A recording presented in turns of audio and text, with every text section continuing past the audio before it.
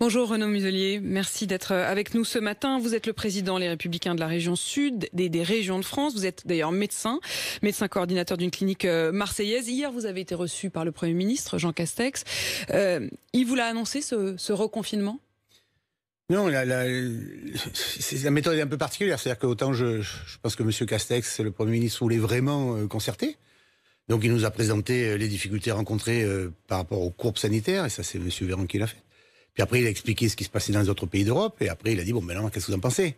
Et on était un peu tous surpris parce qu'en fait on pensait qu'ils allaient nous donner quelques hypothèses qu'on voit d'ailleurs sur les chaînes d'information. En fait vous en apprenez davantage en nous écoutant, nous, journalistes, qu'en écoutant le Premier ministre? C'est-à-dire qu'un peu, puisqu'en fait finalement d'un côté il nous présente tout ce qui se passe en Europe, mode belge, mode espagnol, mode italien, mode irlandais, et il dit bon ben maintenant qu'est-ce que vous en pensez? Et là, on aurait plutôt préféré qu'ils nous disent, bon écoutez, hypothèse 1, on fait à l'irlandaise, ou on fait un mix, hypothèse 2, Il etc. vous dit pas, nous, on est en train de privilégier ça, et c'est ça qu'on va faire. Non, par contre, il nous prépare à une pilule qui risque d'être amère quand même. Hein. Donc, si au-delà de la méthode qui est bizarre sur le fait que l'on choisisse pas entre des différents scénarios, la préparation dans la concertation, ça c'est sûr, c'est de dire, écoutez, c'est un désastre qui s'annonce, et qu'en conséquence, on va prendre des mesures demain, le président de la République l'annoncera. Donc il ne vous a pas véritablement demandé votre avis, c'était pas un échange? Si, c'est un échange, ça a duré près de 3 heures quand même. Donc là-dedans, après, moi j'ai fait un certain nombre de propositions, puisqu'il dit, mon avis, ben moi je vais l'expliquer. Alors, hein, moi je veux que les lycées soient ouverts, je veux que parce que les lycées, sinon il y a une rupture scolaire. Collège, école. Moi j'ai en responsabilité, nous les présidents de région, on a les lycées, donc.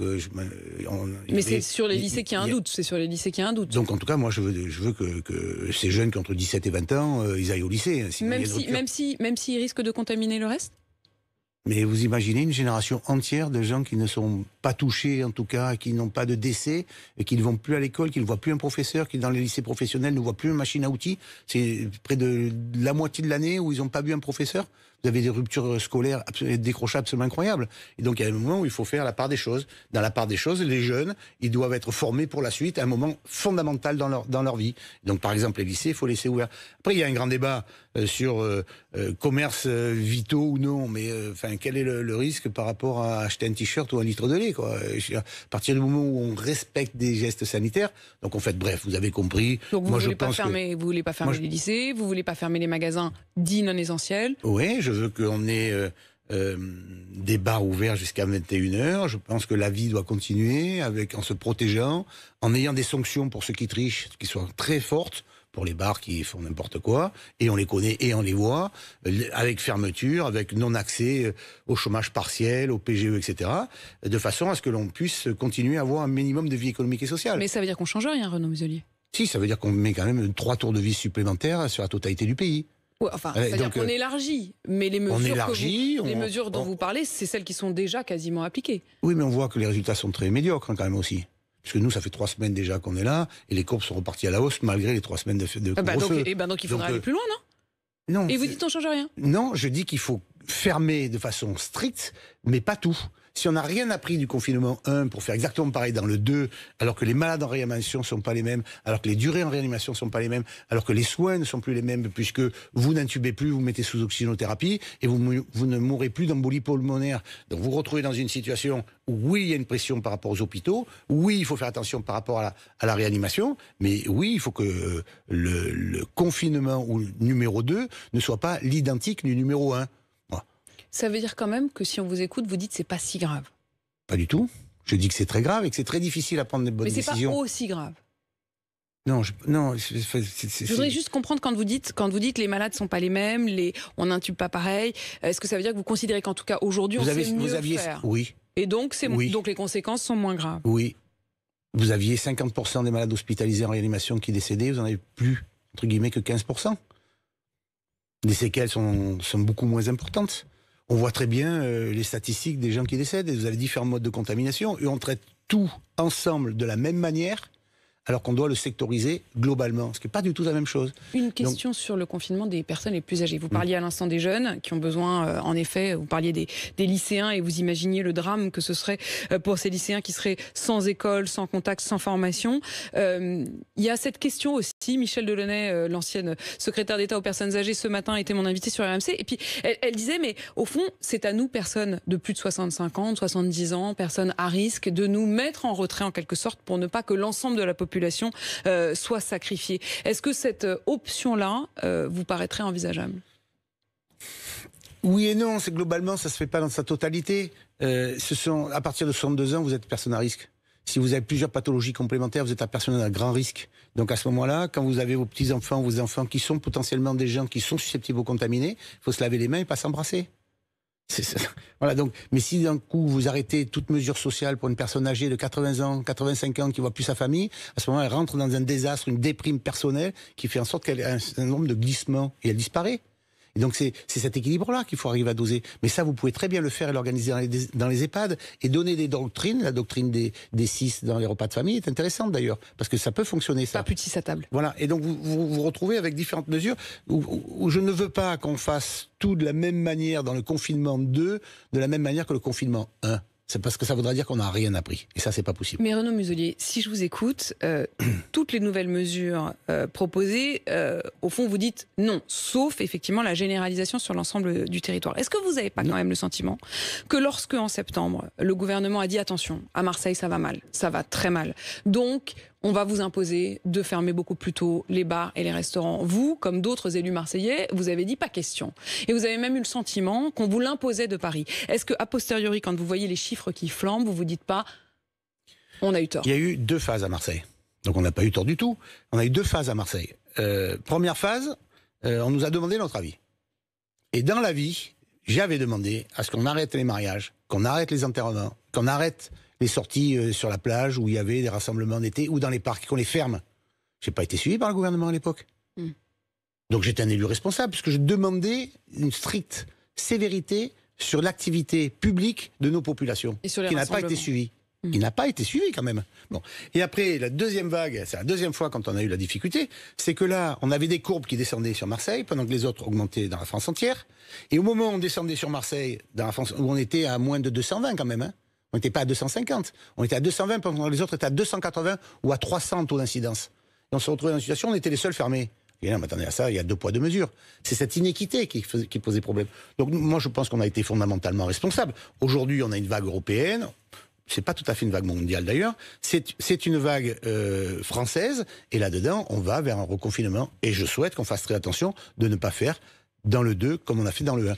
Je voudrais reprendre quand même vos mots, parce que vous insistez là-dessus, et ça fait plusieurs fois que vous le dites depuis le début de cette interview. Ne pas faire dans le 2 comme on a fait dans le 1. Est-ce que vous avez le sentiment que le gouvernement a tiré les leçons du premier confinement et de cette vague qui nous est tombée dessus? J'ai une perception très désagréable vis-à-vis du Conseil scientifique.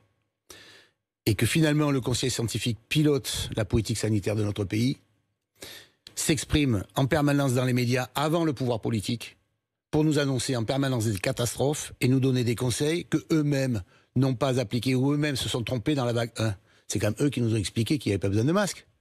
C'est quand même eux qui nous ont expliqué qu'il n'y avait pas besoin de tests. C'est quand même eux qui nous ont expliqué qu'il fallait rester à la maison. Et ce sont les mêmes qui aujourd'hui reviennent en nous disant je vais vous expliquer ce qui se passe. D'ailleurs, je suis très surpris de ce qui se passe parce que ça va beaucoup plus vite que prévu. Enfin, c'est quand même leur métier de conseiller peut-être, bien peut-être, les dirigeants qui ont des décisions à prendre difficiles, parce que c'est très difficile. Et donc, aujourd'hui, on est devant le fait accompli, on va être obligé d'accepter. C'est ça la réalité. On va être obligé d'accepter. Alors moi, il faut regarder devant. Vous vous souviendrez quand même que dans la vague 1, nous, les présidents de région de France, nous n'avons en aucun cas critiqué le gouvernement. Jamais. On a fait 0 polémique. Enfin, c'est pas parce qu'on a 0 polémique qu'on est aveugle, sourd et muet quand même. On a quand même mis près de 250 millions de masques sur le marché. On a apporté une contribution sur la santé publique. Vous avez le sentiment d'avoir dû vous débrouiller un peu tout seul? Tout le temps. tout le temps. D'ailleurs, on a une commission cet après-midi, je suis auditionné à l'Assemblée nationale pour savoir ce qui s'est passé dans la vague 1. C'est pas un problème de personne, c'est un problème de structure. Je pense que notre pays est mal ou pas adapté à ce dispositif. Il l'était, est-ce qu'il l'est toujours? C'est-à-dire, ce que vous décrivez des difficultés auxquelles vous avez été confrontés au printemps dernier, est-ce que de ce point de vue-là, on s'est quand même amélioré entre-temps? Est-ce qu'il y a des choses qui se sont améliorées? On s'est amélioré sur le plan des traitements dans les réanimations, sur la prise en charge des patients, pas sur la montée en pression des réanimations, et bien sûr, sur la formation, il faut du temps pour former le personnel compétent, parce qu'on est en insuffisance de personnel. Il y a une tension très importante dans les hôpitaux. Et aujourd'hui, à l'époque, la difficulté, c'est que les malades de réanimation de la vie normale, aujourd'hui, percutent les malades de la réanimation du Covid. Et c'est là où on explose, parce qu'il n'y en a pas assez. Il y en a pas assez. Et donc là, il n'y a pas eu d'anticipation. Donc, en fait, le problème maintenant, c'est la sortie. On va accepter, très bien, on va être puni, condamné, je ne sais pas ce qui va se passer. On va être puni, c'est comme ça que vous le dites? Oui, parce qu'on punit les bons élèves par rapport aux mauvais élèves. Vous avez des bars multiples et variés qui respectent la distanciation, des commerces qui respectent la distanciation. Il n'y a aucun contrôle sur ceux qui ne le respectent pas. Donc on punit tout le monde, c'est plus facile. Bon. Sauf que le gouvernement n'a pas vraiment le choix. Tout est en rouge pour les réanimations. Et donc on ne va pas laisser faire le tri des patients qui vont en réanimation parce qu'on n'a pas anticipé, donc on ferme. Bien, ok. Donc maintenant, on va peut-être essayer d'éviter les crises en W, là, c'est-à-dire les crises à répétition. C'est-à-dire qu'on va se faire le confinement mode 2, on va essayer d'éviter le 3, le 4 ou le 5 dans les vagues qui vont arriver potentiellement. Donc moi, ce que je propose maintenant, mais est-ce qu'ils vont l'entendre, c'est qu'il y ait des centaines de millions de tests. Parce qu'en fait, c'est l'incertitude sanitaire qui nous crée cette crise sociale, économique, bien entendu. Et donc, il nous faut des centaines de millions de tests parce que finalement, quelle est la difficulté ? Nous sommes en contact, alors nous sommes à distance, ok. Mais si jamais je suis un cas contact, vous allez être inquiète. Donc il faut immédiatement que vous puissiez vous tester. Pour pouvoir se tester, pour pouvoir sortir de cette crise, il nous faut des centaines de millions de tests rapides. Qu'est-ce qui bloque? Ceux qui nous ont expliqué qu'il fallait pas les tests et les masques nous disent aujourd'hui que de toute façon il faut se reconfiner et qu'ils n'ont pas vu venir la vague. Donc on a un problème de choix stratégique dans la défense sanitaire de notre pays. Dans la défense sanitaire de notre pays, eh bien, si on n'a pas appris sur le 1, essayons d'apprendre sur le 2, qu'il n'y ait pas le 3 qui arrive. On n'a pas de vaccin contre la grippe. Dès le mois de juillet, j'ai alerté en disant, mais il faut des vaccins contre la grippe, parce que vous allez surcharger la totalité. On en a là. On est en pénurie, ces vaccins. Peut-être être en pénurie, parce que tout le monde est arrivé en même temps à la pharmacie pour les faire. Ça veut dire qu'on n'en a pas. On attend que la grippe arrive et qu'on vous êtes sûr qu'elle va arriver mi-décembre, la grippe. Si vous en êtes sûr, vous me le dites, hein, quand même. Bon. Est-ce qu'on en aura assez, alors qu'on a 12 à 13 millions? Il y en a déjà 5 millions qui ont été consommés. Je pense qu'il y a un problème d'anticipation. Et dans cette anticipation, en ce qui concerne le Covid, j'estime aujourd'hui qu'il faut inonder la France de vaccins. Et que l'on ait, nous, les régions, tous les systèmes sanitaires en place, comme on l'a fait pour les masques, une capacité d'action immédiate sur les cas contacts. Parce que cette incertitude sanitaire fait en sorte que vous avez immédiatement une difficulté dans les entreprises. Vous travaillez dans votre boîte, si quelqu'un est un cas contact, comment vous faites? Tac, vous faites un test immédiat. Comme les tests de grossesse, exactement la même chose, de façon à ce que l'on puisse immédiatement savoir si on est contact ou non et si on est porteur du virus. Mais vous avez dit, on fera avec. C'est-à-dire que vous, malgré, on l'entend, votre virulence, vos critiques, vos espoirs qu'on aurait pu faire autrement, si ce soir, 20h, Emmanuel Macron dit, voilà, on va encore serrer la vis, vous ne vous rebifferez pas, si je peux me permettre. On est dans une société complexe, hein, quand même. Et donc, je ne pense pas que les élus, leur devoir, c'est d'appeler à désobéissance civile, hein. Bon, moi jamais, moi je suis un républicain, voilà, donc je me bats avec mes armes de républicain, de démocrate. Et donc en tant que tel, il y a des choses qui sont bien, des choses qui sont moins bien. J'ai la capacité, l'âge, l'expérience, l'évolution qui peut me permettre de donner des bons points ou des mauvais points. Je suis pas un professeur, mais je connais quand même un peu mon métier de médecin, mon métier de politique, mon expérience professionnelle et d'engagement politique pour dire, écoutez, vous êtes gentil, mais ça c'est quand même maintenant n'importe quoi, arrêter, hein. Vous redoutez qu'il y ait éventuellement des révoltes, des colères? Bien sûr. Bien sûr. Vous vous retrouvez avec une société très fragile et très fragilisée, puisque le problème, c'est le taux d'acceptabilité. Ça a été très bien perçu pour la première vague. Et l'acceptabilité était immense de nos compatriotes.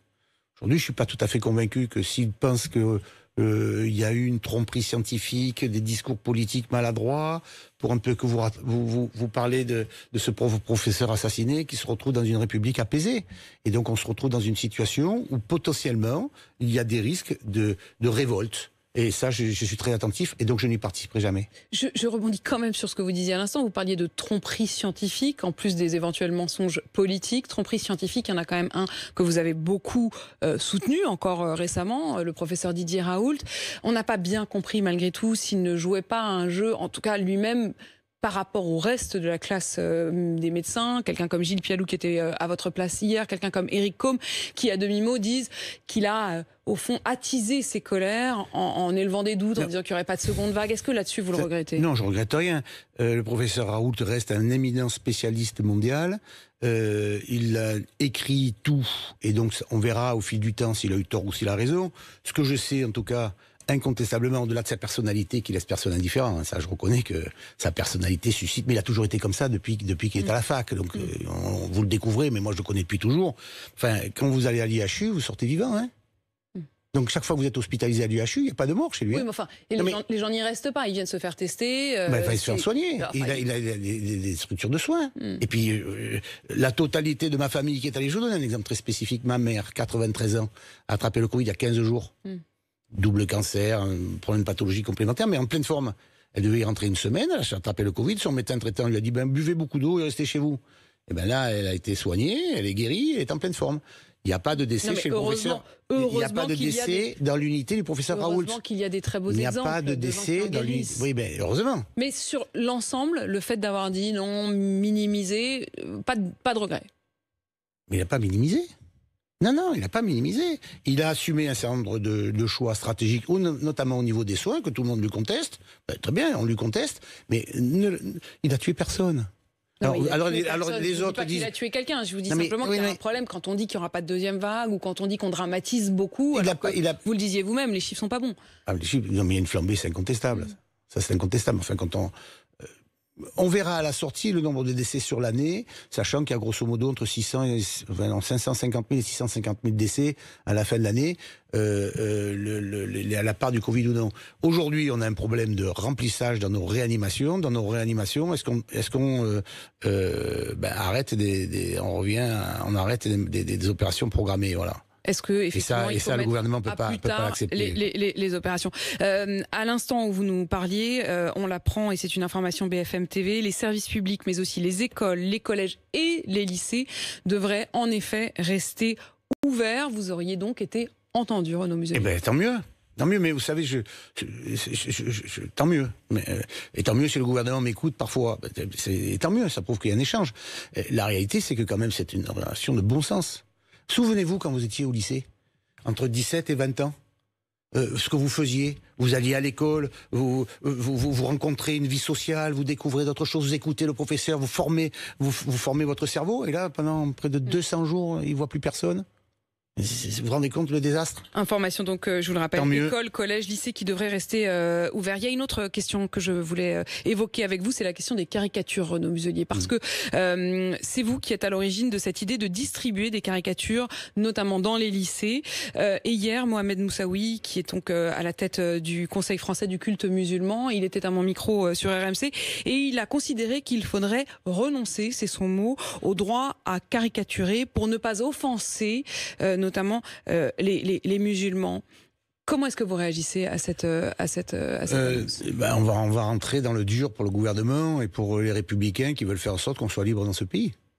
Et donc, je préfère écouter le grand recteur de la mosquée de Paris, ou le recteur de la grande mosquée de Paris, ou l'imam de Bordeaux, qui ont une attitude beaucoup plus républicaine par rapport à la démarche de la République.